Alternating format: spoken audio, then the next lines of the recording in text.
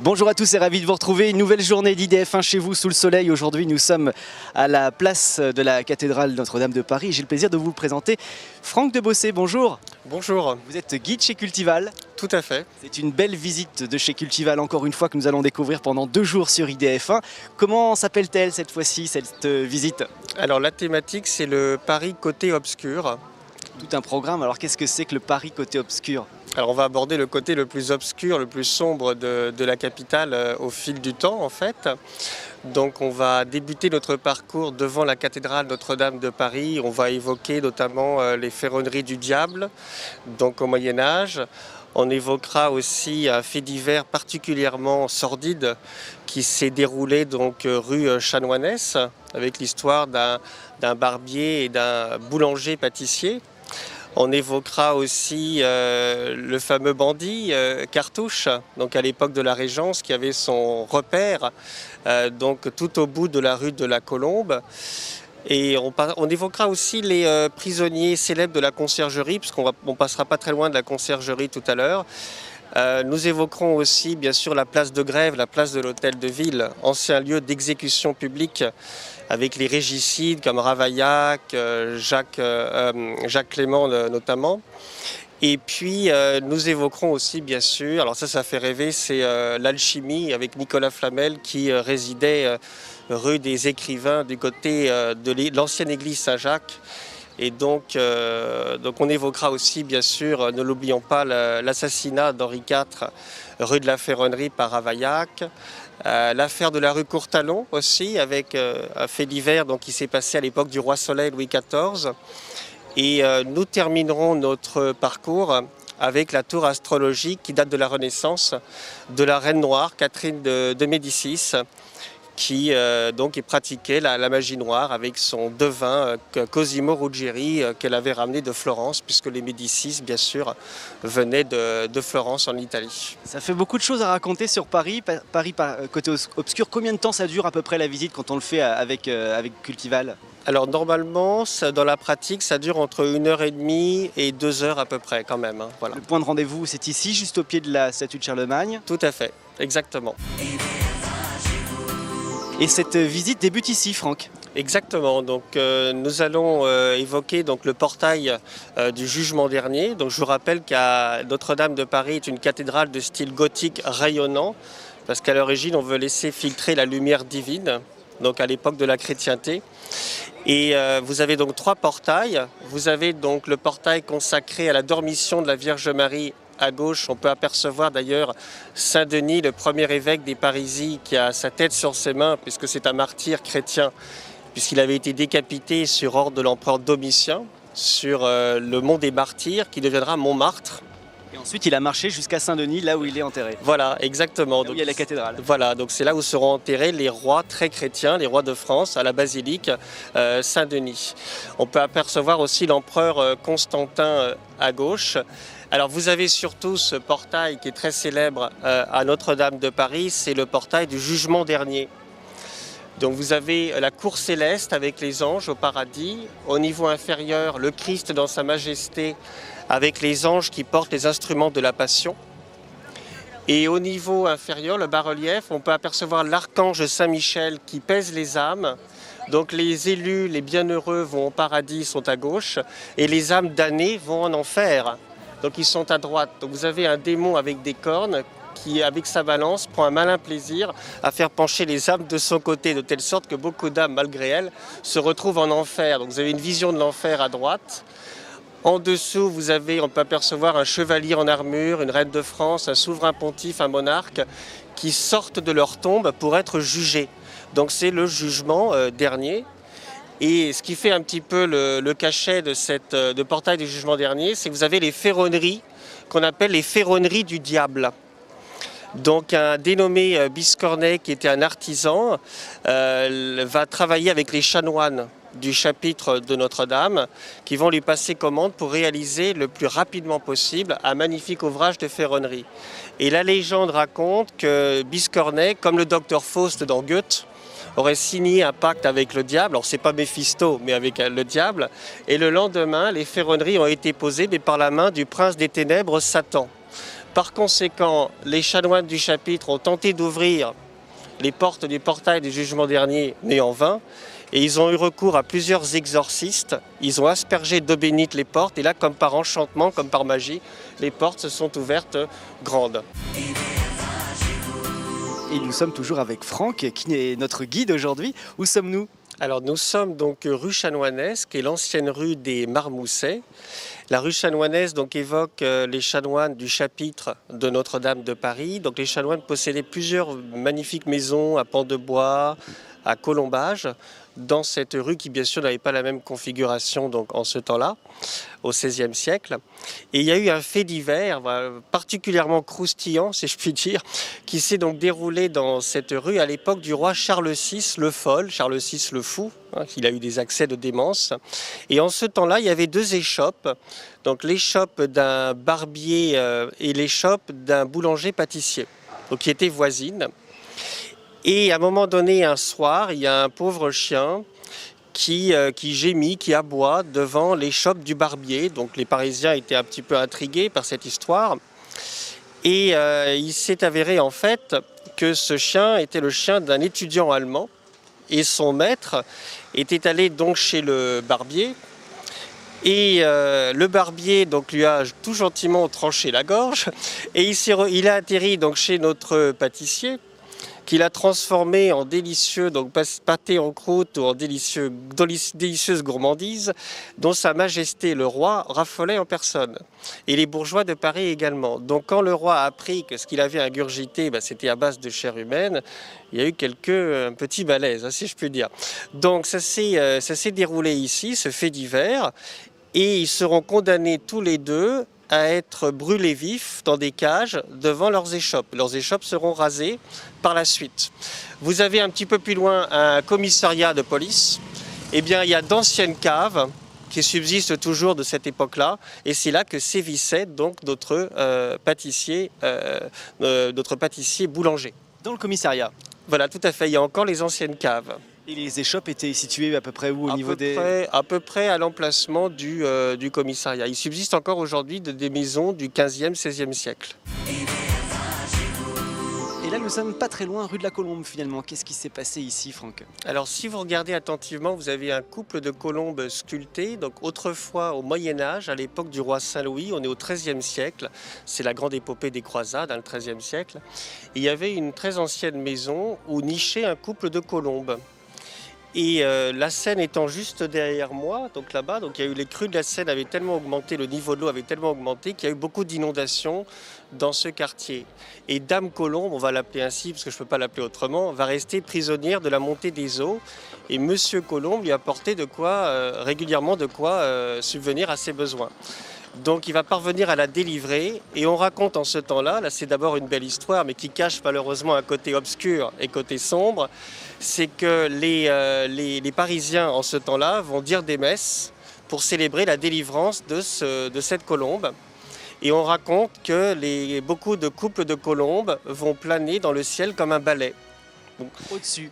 Voilà, juste au-dessus. Et on raconte aussi que quand ils ont fait des fouilles dans la maison de la colombe, ils ont découvert un pauvre chat qui avait été emmuré vivant. Parce que vous savez qu'au Moyen-Âge et à la Renaissance, on emmurait vivant des chats, notamment parfois des chats noirs, pour conjurer le mauvais sort, chasser les mauvaises ondes, les mauvais esprits dans les demeures. Donc ils ont découvert un pauvre chat qui avait été emmuré vivant.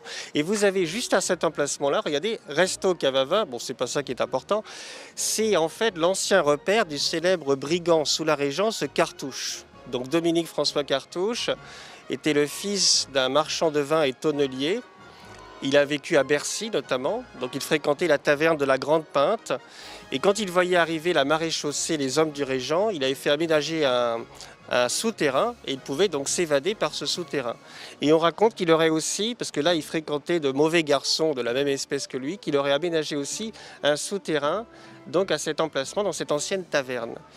Donc il s'échappait bien loin de la maréchaussée. Donc on l'avait appelé Robin des Bois parce qu'il dévalisait les carrosses des gentilshommes pour donner aux pauvres. Et donc il était traqué à l'époque de la Régence, donc Philippe d'Orléans, au tout début du XVIIIe siècle. Nous sommes devant l'hôtel de ville. Que s'est-il passé ici ? Alors d'abord, l'hôtel de ville, on ne disait pas l'hôtel de ville autrefois, à la Renaissance, à l'époque de François Ier, on disait la maison aux piliers. Mais à cet emplacement, on appelait ça la place de Grève. C'est-à-dire que c'était un lieu d'exécution publique. Alors, on sait qu'à l'époque de la Rome antique, ce que les Romains appréciaient tout particulièrement, c'était les combats de gladiateurs, les arènes. Donc au Moyen-Âge, à la Renaissance, sous l'Ancien Régime, les Parisiens raffolaient, c'est triste à dire, mais des exécutions publiques. Sympathique. Voilà. Et il y a eu donc plusieurs régicides qui ont été exécutés ici. Donc François Ravaillac qui a assassiné le Vert galant rue de la Ferronnerie, qui a été écartelé donc par 4 chevaux en plein milieu de la place de Grève. Il y a eu aussi, à titre posthume, Jacques Clément. Jacques Clément était un moine dominicain qui a assassiné le roi Henri III, qui se trouvait à cette époque-là au château de Saint-Cloud, qui n'existe plus aujourd'hui, sur sa chaise percée, vous vous rendez compte. Et Jacques Clément arrive avec sa robe de bure, donc l'innocence incarnée, c'est un moine en principe, mais de sa robe de bure, il va sortir un poignard et il va poignarder le monarque Henri III, qui était le dernier de la dynastie des Valois. Et on raconte en ce temps-là que le roi Henri III, la veille de son assassinat, la nuit, avait fait un songe. Et dans son rêve, il avait vu les attributs royaux, les fleurs de lys, la main de justice, le sceptre, en sang, piétinés par des moines. Et le lendemain, que se passe-t-il? Il est assassiné par un moine, Jacques Clément, qui est un moine ligueur, c'est-à-dire qui faisait partie du clan des ultra-catholiques, le duc de Guise. Et il sera condamné à titre posthume à être, il était déjà mort depuis plusieurs heures bien sûr, à être écartelé en plein milieu de la place de Grève. Il y a eu aussi le comte de la Mole que j'ai évoqué tout à l'heure, qui a été donc décapité lui ici, place de Grève. Il y a eu aussi la fameuse marquise de Brinvilliers, qui a été impliquée dans la sinistre affaire des poisons. La marquise de Brinvilliers, elle voulait hériter la fortune de son père qui était colossale, et elle s'était accoquinée en fait avec un capitaine qui, de connivence avec un apothicaire peu recommandable, lui avait remis en main propre de l'arsenic à base de bave de crapaud. Alors ce qui est le plus efficace, bien sûr, c'est l'arsenic, c'est pas la bave de crapaud. Et donc elle a ensuite empoisonné son père, ses frères et sœurs. Il y en a une qu'elle ne pouvait pas atteindre parce qu'elle était carmélite dans un couvent. Et la marquise de Brinvilliers sera condamnée à être brûlée vive comme une sorcière, ici donc place de Grève. Donc lieu d'exécution publique au fil du temps. À l'époque de la Terreur, il y a la guillotine qui a été inventée par le docteur Guillotin sous Louis XVI pour alléger les souffrances des condamnés. La guillotine aura plutôt tendance à se retrouver place de la Révolution, c'est-à-dire l'ancienne place Louis XV, la place de la Concorde. Alors on se balade comme ça tranquillement dans Paris et on découvre le Paris côté obscur avec ces faits divers incroyables qui se sont déroulés ici même dans notre ville. Là on reconnaît la tour Saint-Jacques derrière nous. Nous sommes dans le quartier de Châtelet en gros. Tout à fait, le quartier des Halles, le quartier de Châtelet. Alors la tour Saint-Jacques, on l'appelle aussi la tour Saint-Jacques de la boucherie parce que les bouchers, il y avait une corporation de bouchers dans ce secteur-là.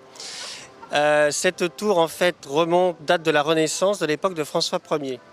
Donc Nicolas Flamel, bien sûr, c'est le personnage qu'on va évoquer, enlumineur, écrivain public, libraire juré, qui avait la réputation d'être un grand alchimiste. Donc il résidait juste derrière, bien sûr le baron Haussmann est passé par là, donc beaucoup de vieilles maisons ont disparu. Et il habitait en fait la rue des Écrivains. Là vous avez la rue de Rivoli, et c'était anciennement la rue des Écrivains publics. Donc ils avaient leurs échoppes le long de cette rue. Et Nicolas Flamel raconte qu'il a fait un songe qui va s'avérer être prémonitoire. Dans son rêve, un ange lui apparaît et lui remet un livre hermétique avec un contenu hermétique secret. Et quelques jours plus tard, un personnage lui remet en main propre ce livre qu'il avait vu en rêve. Et c'était en fait les étapes successives pour obtenir la pierre philosophale permettant de transmuter les vils métaux comme le plomb en argent, voire en or, avec aussi cette quête d'élixir d'immortalité de longue vie.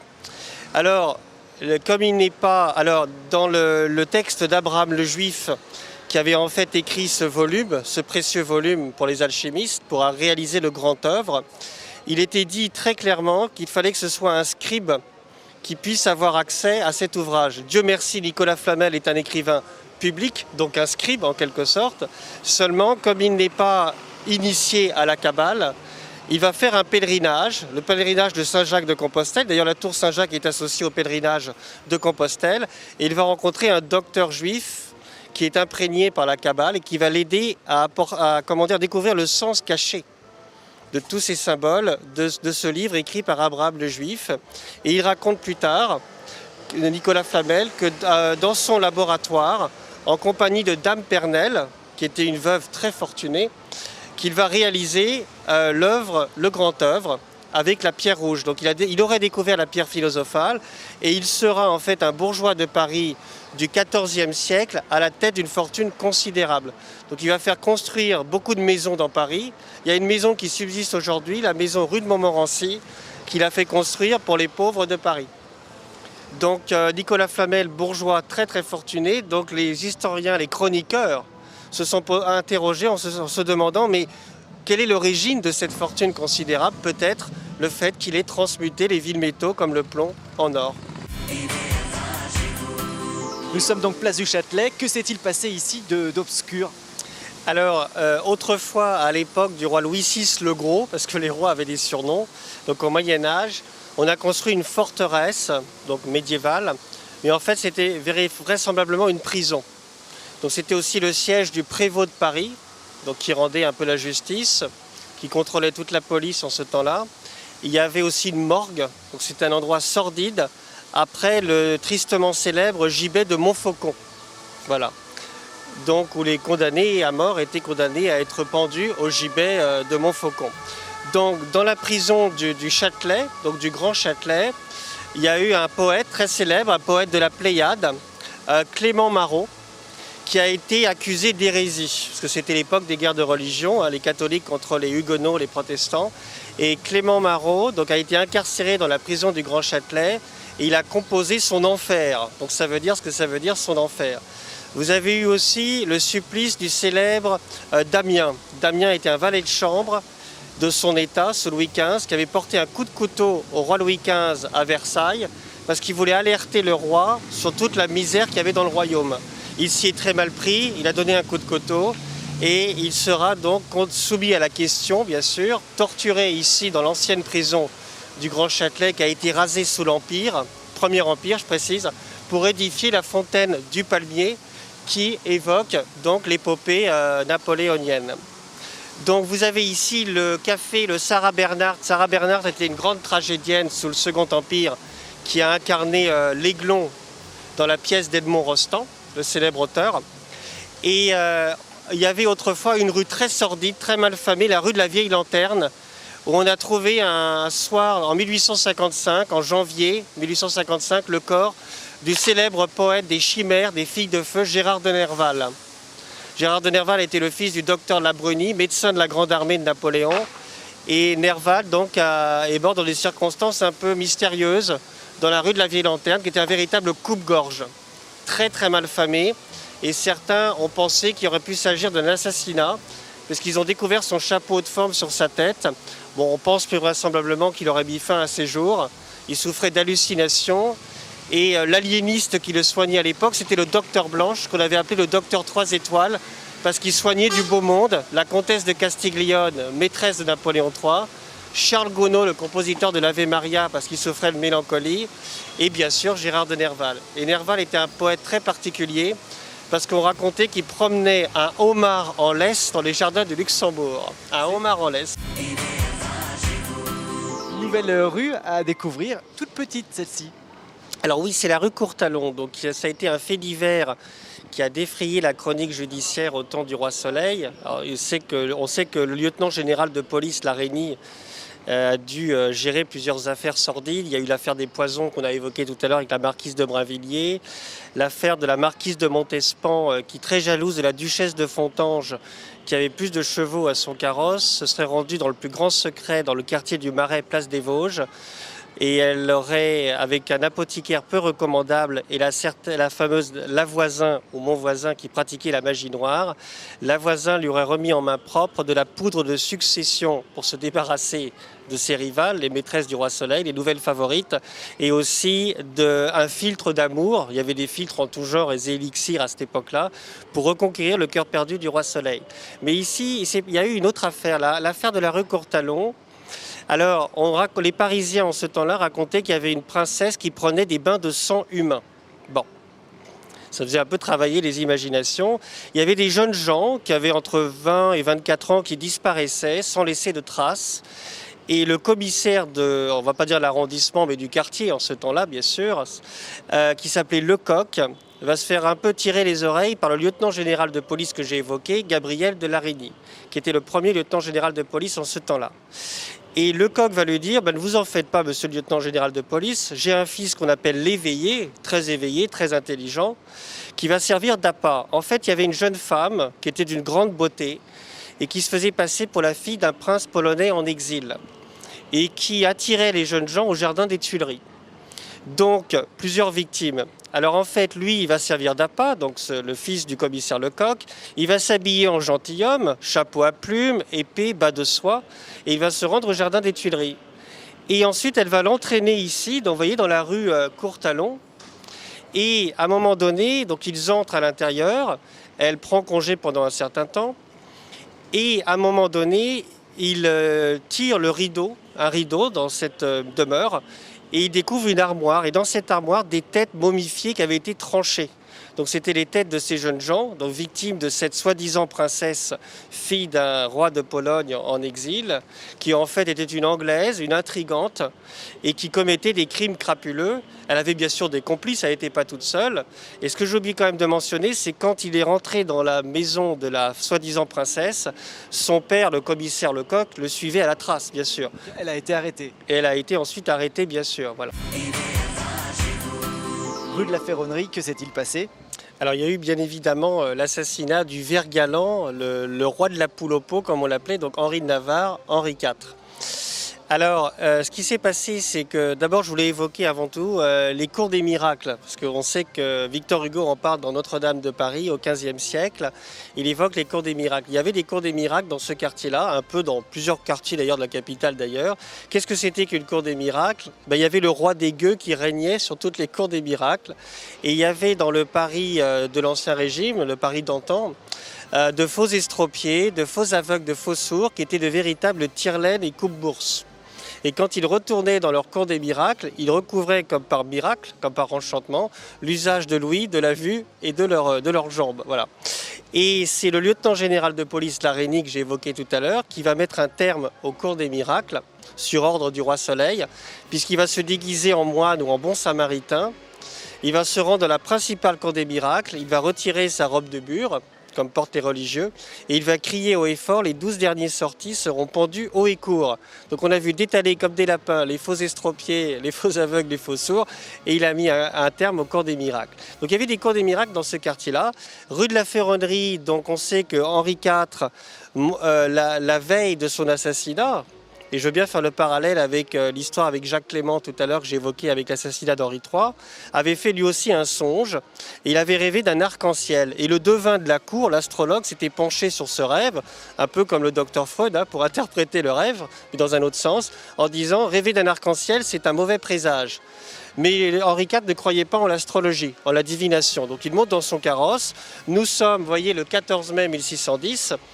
Et soudain, des charrettes bourrées de foin et de légumes entravent le passage du ver galant et Ravaillac en profite pour monter sur le marchepied et assassiner Henri IV. Ici même, il venait d'où ? À peu près ici, à cet emplacement. Il aurait même été assassiné devant une auberge qui avait pour enseigne le cœur royal percé d'une flèche. Donc les devins de la cour y ont vu un mauvais présage. Donc Ravaillac reprochait à Henri IV sa politique étrangère, de vouloir mener une guerre contre le souverain pontife, le pape, et donc vraiment des raisons religieuses et politiques. Nous sommes devant cette tour, une tour bien spécifique. Alors c'est la tour astrologique et astronomique de la Reine Noire, Catherine de Médicis, on l'appelait la Reine Noire, parce qu'elle s'entourait de mages et de devins peu recommandables qui pratiquaient la magie noire, notamment Cosimo Ruggieri, qu'elle avait ramené de Florence. Et Cosimo Ruggieri, c'est lui qui avait fabriqué ces fameuses poupées percées d'aiguilles que j'ai évoquées tout à l'heure, qu'on avait découvert dans la cellule du comte de la Mole, l'amant de la reine Margot. Et Cosimo Ruggieri, un jour, donc emprunté un escalier à vis. Cette tour a été construite par Jean Bulan. Il y avait autrefois l'hôtel de la Reine, qui a été détruit plus tard au XVIIIe siècle. Il empruntait un escalier à vis, il allait au sommet de la tour pour observer les constellations, les astres et les firmaments, pour prédire la destinée de la reine-mère, donc Catherine de Médicis. Et un soir, il lui dit: ma reine, vous allez décéder près de Saint-Germain. Alors elle commence à s'alarmer, Saint-Germain. Saint-Germain-l'Auxerrois, c'est la paroisse des rois de France face au Louvre où était la cour. Donc elle se dit: je vais essayer d'éviter ce lieu. Saint-Germain-en-Laye, c'est là qu'elle allait chasser à court avec Marie Stuart, dans la forêt de Saint-Germain-en-Laye. Et un jour, en 1588, au château de Blois, c'est là qu'a été assassiné d'ailleurs le duc de Guise. Au château de Blois, Catherine de Médicis va rendre le dernier soupir et à ses côtés Cosimo Ruggieri. Alors elle commence un peu à le taquiner en lui disant: vous voyez, vos prédictions, vos prophéties ne se sont pas réalisées, vous n'êtes pas aussi fort que Nostradamus, qui avait prédit la mort du roi Henri II lors de cette joute en l'hôtel des Tournelles qui donnera naissance à la place des Vosges plus tard. Donc ce qui s'est passé, c'est qu'elle lui a dit: voilà, vos prophéties ne se sont pas réalisées. Et Ruggieri lui a dit: voilà ma reine, devant vous la porte grince. La porte grince. Et on voit arriver l'abbé Julien de Saint-Germain qui vient lui apporter l'extrême onction. Donc elle est bien décédée près de Saint-Germain, mais ce n'était pas un monument comme elle s'était imaginée, c'était un abbé pieux et dévot comme il avait tant en ce temps-là. Donc elle est bien décédée près de Saint-Germain. Donc la prophétie était vraie, tout à fait. La prophétie s'est réalisée. Voilà. Et plein d'autres histoires comme ça à découvrir lorsque l'on fait cette visite cultivale. Combien de personnes peuvent être présentes à peu près? Alors je dirais en moyenne entre 20, 25 à 30. On s'inscrit où? Alors il faut aller sur le site cultival.fr. Pour aller découvrir cette visite Paris côté obscur avec plein d'autres choses. Évidemment, on n'a pas pu tout montrer pendant ces 2 jours. Point de rendez-vous, Notre-Dame avec... devant la statue de Charlemagne. Tout simplement. Avec vous, Franck, ou avec d'autres personnes? Oh, ça peut être aussi avec d'autres personnes, bien sûr. Une visite passionnante pour découvrir le Paris côté obscur. Il y a d'autres choses à découvrir avec Cultival. On se retrouve demain d'ailleurs pour cette visite, mais ce ne sera pas avec vous, Franck. Merci beaucoup en tout cas pour ces 2 belles journées au soleil en plus. Je vous en prie, tout le plaisir était pour moi. À très bientôt. À très bientôt. Au revoir. Au revoir. À demain. On se retrouve sur IDF avec une autre surprise, une autre visite Cultival. Ciao.